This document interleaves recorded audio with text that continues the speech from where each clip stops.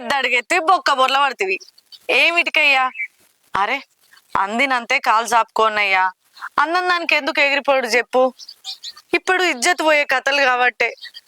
నా పెళ్లి కాక ముందు అప్పు ఎత్తివి, సరే అప్పు చేసిండు కదా, వచ్చిన కట్నం పైసలతో అప్పులు కట్టుకుంటే అయిపోతుంది అనుకుంటే అప్పులు ఓంగా ఎకరం భూ అమ్మితే కూడా నువ్వు చేసిన అప్పు ఓడవకపాయే. అది అయిపోయింది. మా వాళ్ళు కూడా చెప్పిరి, ఇన్ని రోజులు అయింది ఏదో అయిపోయింది, ఇక నుంచి అన్నా మంచిగా బతుకురని. నేను మొత్తుకుంటే మీ బాపు వాళ్ళకు ఇప్పుడు మీ తమ్మునికి 3 ఎకరాలు వంచిచ్చే, మనకు 3 ఎకరాలు వంచిచ్చే. వాళ్ళకి వంచిన 3 ఎకరాలు ఆయన మంచిగా వేసుకొని బతకబట్టే అప్పు సప్పు లేకుండా.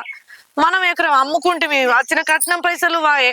ఒక 2 ఎకరాలు ఉంది, మరి ఉన్నదన్న కాపాడుకుందాం అయ్యా. ఈ ఏషాలు బంద్ పెట్టు, ఈ లేని పోకట్లు ఓకు, ఉన్నంతలో బతుకుదామంటే ఒగిట్లా ఎత్తివి. ఈ 2 ఎకరాలన్న కాపాడుకునే పరిస్థితి ఉన్నదా?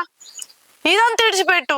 ఊళ్ళో అంటే సరే, నువ్వు వాళ్ళనో వీళ్ళనో బతిలన్నో అప్పు తెచ్చినావు, రేపు మాపు కడతా అన్నావు, వాడు తిట్టినా మనకి ఏమనిపించేది. పోయి మీ మేనత్త బిడ్డ దగ్గర గంత అప్పు తెత్తివి.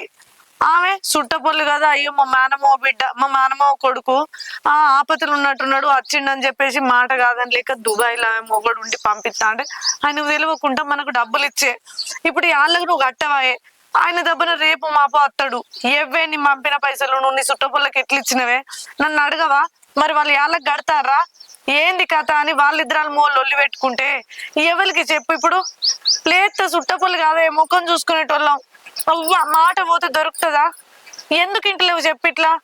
ఈ అచ్చరాని కథలు ఎందుకు పడతాను? నన్ను ఎందుకు గోస ఉచ్చుకుంటాను? నీ ఇట్ట ఉన్నాడు చేసుకో ఇక.